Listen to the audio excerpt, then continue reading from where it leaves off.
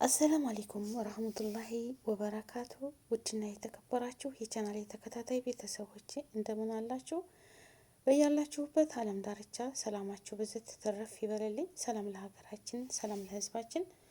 ውድ ሀገሬ ልጆች በያላችሁበት ዓለም ዳርቻ አላህ የምታስቡትን የምትመኙትን አሳክቶላችሁ ለሀገራችሁ ያብቃችሁ። የማይሰማ ጉድ የለም በዚች ምድር ላይ አዱንያ ምን አይነት እንደይቻ አዱንያ ሱብሃንአላህ ስንትን ጉድ ይዛለች ማለት ነው። ሀቂቀትን ስንትን ሰው ይዛለች። ከአባት ከእናት ከእህት ከወንድም ማን የቀረባለ። እንግዲህ እህታችን እግረኛው ሚዲያ ላይ ሰሞኑን አነጋጋሪ በዚህ ሁለት ቀን ያለ ነገር ማለት ነው። 12 አመት በአረብ ሀገር ተንከራታ አባት አለ ይበላ ቤት ቦታ ገዝተውላት ቤት ሰርተውላት ወደ ሀገሯ ስትሄድ አገሯ ላይ የገጠማት ነገር በጣም እኔ እንጃ። ቤቴን ስጡኝ ስትላቸው ቤትን አንሰጥሽም፣ እንደ ማንኛውም ልጆቼ ተብቃቅተን ተፈለግሽ አንዴ ክፍል ጠጋ ብለሽ ትኖሪያለሽ እንጂ ብለው እንደዚህ ብለው ሲከለክሏት ምን አይነት ነው እንግዲህ አስቡት። እንግዲህ በሀገር ሽማግሌ አስጠይቃ ምን ብላ አስለምን ያን ሁሉም ቢብሎ ተጨቃጭቀው ሚዲያ ላይ ወጥተው ዛሬ ህዝብ ይፍረደኝ እያለች እያለቀሰች ማለት ነው። እህቷን ስትናገር አባት እንግዲህ አባት እኮ እኔ እኮ ቃላት አጠረኝ ለመናገርም ቃላት አጠረኝ ማለት ነው። የዚህን ነገር እንደው ምን አይነት እንዴት ነው የሚሆነው ያ ጀማዓ ማለት ነው። እንግዲህ ከአባት ከእናት ከእህት ከወንድም የቀረበ ማን አለ በዚች ምድር ላይ? እህትም ወንድሙም ተውት፣ እናት አባት እስኪ እናት አባት እኔ እንጃ። እግረኛው ሚዲያ ሲጠይቃት እውነት እነዚህ እናትና አባቶችሽ ናቸው? እኔም ጥያቄ ነው የሆነብኝ አለች ይቺ ልጅ እንባዋ እየረገፈ ማለት ነው።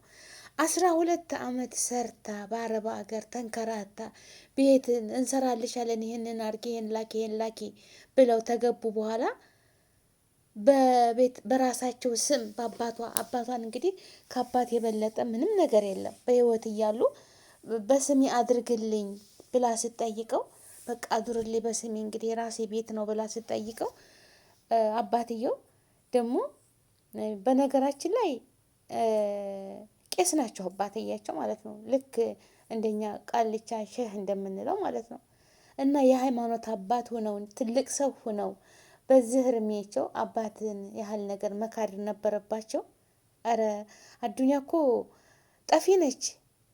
እህቷ ስትናገር ማለት ነው አንቺ እንደዚህ ነሽ አዱንያ ትጠፊያለሽ፣ ለገንዘብ ብለሽ እንደዚህ አንቺ ትጠጫለሽ፣ ታጨሻለሽ። በቃ የእሷን ነውርነት የእሷን ተሰሚ እንዳይኖራት እህቷ አፋፏን የምትላት ነገር ማለት ነው ሚዲያ ላይ መጣ።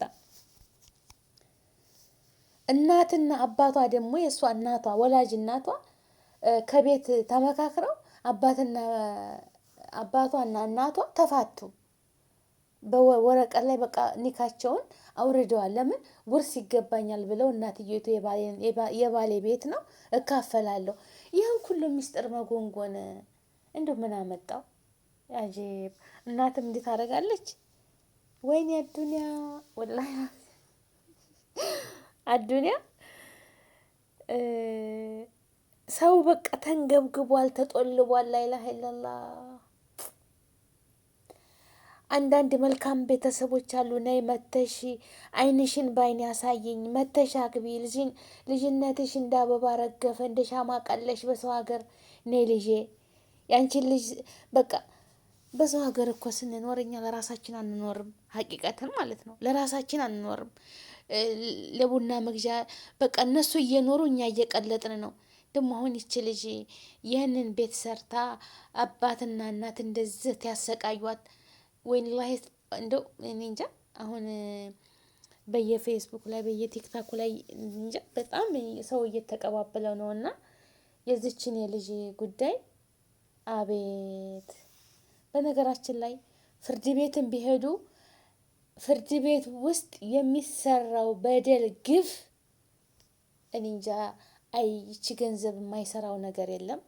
ወላኪን የሰው ገንዘብ ተቀብለው ብዙ ነገር ግፍ የሚሰሩ ገንዘቡም ያልቃል፣ ይጠፋል። ግን ውሸት በውሸት የምታስመሰክሩ፣ በውሸት የምታደርጉ፣ በውሸት ሁሉን ነገር የምታደርጉ አዱንያ ደዋራ ነች፣ ትሽከረከራለች። ነገ ጠዋት በእናንተ ላይ ምን እንደሚመጣ አይታወቅም። የሰው ሀቅ ደግሞ ወደድንም ጠላንም የሰው ነው። አላህ በሁሉ ነገር ይቅር ይለናል። የሰው እንባ ከባድ ነው። የሰው ሀቅ ውሸት ከባድ ነው። አትዋሹ፣ በሐሰት አታስመስክሩ፣ በውሸት አታስመስክሩ። ለሀቅ ቁሙ። ሀቅን የያዘ ሰው ምንም አይሆንም። እናንተ በተቀመጣችሁበት እኮ ባላችሁበት አላህ ስር ሊያረጋችሁ ይችላል። ለሕክምና እኮ የእናንተን ገንዘብ አላግባብ አጥፍቶባችሁ በቃ ምንም ሳታረጉት የት እንደወጣ የት እንደገባ ታጣቁት ብናርጉ እናንተ አላህ ደግሞ ስር አርጓችሁ ለሕክምና እኮ ሰንቲም የምታጡበት ጊዜ ይመጣልና ስታስፈርዱ በሀቅ አስፈርዱ። ለህሊናችሁ ብላችሁ ማለት ነው። ህሊና አለ አይደለ?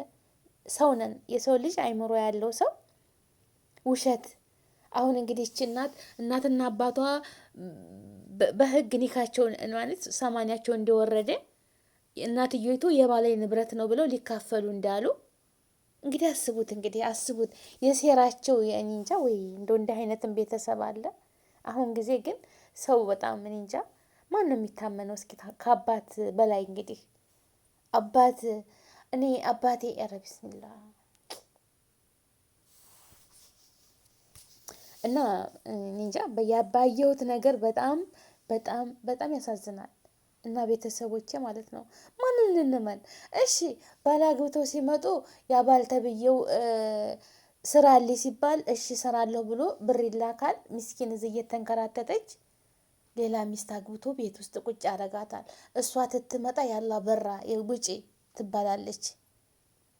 አባት ደግሞ ከማንም መከበሪያ አባቴ ሁሉ ነገሬ ብላ በስሙ ቤት አሰርታ ደግሞ እንደዚህ ህሊናቸውን ሽጠው አላቅልሽም፣ ቤትሽ እንደ ማንኛውም ልጅ ውርስ ይደርስሻል እንጂ የለሽም፣ ያንቺ ንብረት የለም ብለው እንደዚህ መካዴ። እንግዲህ ህዝብ ይፍረዳት። ወላሂ ይችልሽ የአረብ ሀገርን ስቃይ እንቅልፍ ሳትጠግብ ምግብ ሳትበላ የማንንም ሽንት ቤት አጥባ ትንሽ ትልቁ ከፍ ዝቅ አርጓት ማንም ሳያከብራት ጥርሷን ነክሳ ነገ አገሬ ገብቼ በክብር እኖርበታለሁኝ፣ ከቤት ኪራይ ይላቀቃለሁኝ፣ የራሴ የሆነ ነገር ይኖረኛል፣ ልጅ ወልጄ ልጆችን አሳድጋለሁ ብላ ተሰዳ ልጅነቷን ጊዜዋን ሁሉን ነገር መስዋዕት አርጋ ከፍላ አገሯ ስትገባ ደግሞ በገዛ አባቷ በቅፏ ላሳደጋት አባትዮ ሲናገሩ እኔ ከስር ሽጬ ነው ያሳደግኳቸው፣ ስንት መስዋዕት ከፍዬላቸዋለሁ፣ ለእነሱ እንደዚህ ኩኝ እግራቸውን እንደዚህ እየገለጡ ያሳያሉ ማለት ነው ለጋዜጠኛው። ታየብ አባት ግድ ነው እና ልጆችን ማሳደግ። ልጅ ደግሞ ሰርቶ ቁም ነገር ላይ እንደዚህ እንዴ በቃ እናንተ እኮ ደከማችሁ። በቃ አሁን በኋላ ድካም ላይ ናላችሁ፣ እርሚያችሁ ሂዷል። እሷን አተንከባክባ እናንተን ቡና ሻሂ ልብሳቸውን አጥባ ምግባችሁን ሰርታ የምትጦራቸው የምትጋድማቸው እናንተ ነበር፣ እሷ ነበረች። ልጄ አረፍ በይ፣ አይናችንን በአይናችን አሳይን፣ ጥሩ ትዳር ይዘሽ ልጅ ውለጅልን። በቃ ይሄ ነው። እሷም ዘራን ተክታ ለመሄድ ማለት ነው። ግን የሚደረገው ነገር እኔ እንጃ። እንደው ለሰሚው ማን ይታመናል? እስኪ ንገሩኝ። ከእናት ከአባት እንግዲህ እስኪ ወገን ማለት ነው። እስኪ ንገሩኝ። እሺ ፍቅረኛም በሉት ሌላን ሰው በሉት ራቅም ያለ ዘመር በሉት እህትም ወንድምም በሉት እሺ የራሳቸው ኑሮ ሊያወሳውሳቸው ይችላል። የራሳቸው ጎጆ አለ፣ ልጅ አለ፣ ምን አለ፣ ብዙ ነገር የሚያወሳውሳቸው ነገር። እናትና አባት እንዴት ነው እስኪ እሷ ለፍታ በህሊናቸው እያወቀ እሷ ያመጣችውን ንብረት እያወቁ እያለ ለምን እንዲህ አይነት ነገር ይደረጋል ማለት ነው? ለምን? እና ሀቅ አይቀርም ይቆያል እንጂ ለጊዜው ልትበሳቆል ልትንከራተት በየፍርድ ቤቱ ልትዞር ትችላለች እህታችን ማለት ነው። ግን እመኑኝ ሀቅ ተደብቆ አይቀርም። የሰው ሀቅ አላየንም። አማና ከባድ ነው እኮ ወገኖቼ ማለት ነው። አማና ከባድ ነው፣ በጣም ከባድ ነው። የሰው ሀቅ ከባድ ነው። ሰውን ማስለቀስ፣ ሰውን መዞለም ከባድ ነው። አላህ ልቦና ይስጣቸው። ለሁላችንም ልቦና ይስጠን። በዚች አዱንያ ላይ ጊዜያዊ ናት እኮ እንደው ተኝተን የማንነሳባት ጊዜ፣ ለዚች ለአጭር ጊዜ ማለት ነው። እንደዚህ ሰው ጋር በጣም ከባድ ነው። እንግዲህ አባት እኮ ሁሉ ነገር ነው። አባት እኮ መከታ ነው። አባት ለልጆቹ ጥላ ነው። በቃ ለልጆቹ እኔ እንጃ ምን ልበላችሁ፣ የአባትን ነገር ማለት ነው። አባት ያልታመነ አባት ቤት ያልሰራ፣ አንዳንድ አባቶች ደም ያስለቅሳሉ። አንዳንድ አባቶች ለራሳቸው እኮ የቡና መግዣ ተልኮላቸው ቆጠባ አድርገው ለልጆቻችን ልጄ እየተንከራተተች ነው፣ ይችን ቦታ ልግዛላት፣ ይችን ለራሷ ስትመጣ ይሆናታል የሚሉ አሉ። እንደዚህ ደግሞ በገሃድ አደባባይ ወጥተው አላደረገችልኝም ውሸቷን ነው እንደዚህ እንደው ለክርክርስ ያምራል። እሷ ትትናገር ጎረቤቱ ሁሉ ፈጣሪ ይድረስልሽ ነው ይሉኛል አለች ልጅቷ ማለት ነው እያለቀሰች። ፈጣሪ ይድረስልሽ የእነሱን ነገር ይሉኛል አለች። እውነቷን ነው። ተፈጣሪ ውጭ ምንም የለም። አንቺም ደግሞ ዝም አትበይ፣ ለሀቅሽ ቁሚ። ገባችሁ አይደለም? ማንም ምንም ርህራሄ አዘኔታ ከሌለ ህግ ይዳኛል። ደግሞ አሁን ጊዜው እኮ በገንዘብ የሚታለሉ ዳኞች አሉ፣ በትክክል የማይፈርዱ፣ ለህልናቸው የማይፈርዱ፣ ለሆዳቸው ለከርሳቸው ብቻ ለኪሳቸው የሚፈርዱ ሰዎች አሉ። ለጊዜው ነው እንጂ ቢጠቀሙ መጨረሻ ላይ ግን አላህ ይጠይቃቸዋል። ለሁሉም ነገር በየአንዳንዷ ነገር ላይ ፈጣሪ አይስትም ሰው ቢስት እና ወገኖቼ እኔ እንጃ እንደው ብትችሉ ራሳችሁ ቆማችሁ አሰሩ። ሁላችንም ነፍስ ያወቅነን ከማንም ጋር መስራትም ምን ማለትም አያስፈልግም። ራሳችሁን ጠንክራችሁ ስሩ። ደግሞ ኮንትራት ሆናችሁ ምንም አይደለም። ገንዘባችሁን ቡክ ከፍታችሁ ነው ቶሎ እዛ ቡካችሁ አካውንታችሁ ውስጥ ገንዘባችሁን አስቀምጡ። ስትሄዱ ሀገራችሁ ያው ይከብዳል። አገር ላይ ሆኖ ቤት መስራት ይከብዳል፣ በጣም ይከብዳል። ደርሳችሁ ደግሞ አስጀምራችሁ በቃ ለሆነ ሰው ኮንትራት ባዳ ትንሽ ገንዘብ ሰጣችሁ ይሄን አስጨርሱልኝ ብላችሁ መቼም ሁሉም ሰው እኮ አይከፋም። ሁሉም ሰው አይከፋም። ሰው ያስፈልጋል እና መጠንቀቅ አለብን። ዛሬ ጊዜ በጣም እኔ እንጃ። እህቷ እኳ ስትናገር እንዴት ነው እሷን ትታጥላላ? እሷን በቃ ህዝቡ እንዲጠላት ታጨሳለች፣ ትቅማለች። የሚያስጠላ ነገር ነው የምታጨሰው። ኧረ ቢስሚላ በቃ ሰው እንዲጠላት ማለት ነው የምታደርገው እህቷ። ፈጣሪ ተጎኗ ከሆነ እናንተ እንደዛ ብትሉ ምንም የሚሆነው ነገር የለም። የሀገራችን እንግዲህ ፍትህ ወላሂ ይቺ እህታችን ፍትህ ልታገኝ ይገባታል ማለት ነው። በትክክለኛው ህግ እና ይሄን እዚህ ድረስ የሄዱበት ነገር እናትና አባት ይሄን ያህል እንደው በአንድ ልጅ በገዛ ልጃቸው ወልደው ባሳደጓት ይሄን ያህል እንዴት ከሆነ ሰውን እንግዲህ ሌላ እህት ወንድም ጨከነብኝ ቢባል አዲስ አይሆንም ማለት ነው። ያኔ ምንም ብርቅ አይሆንም።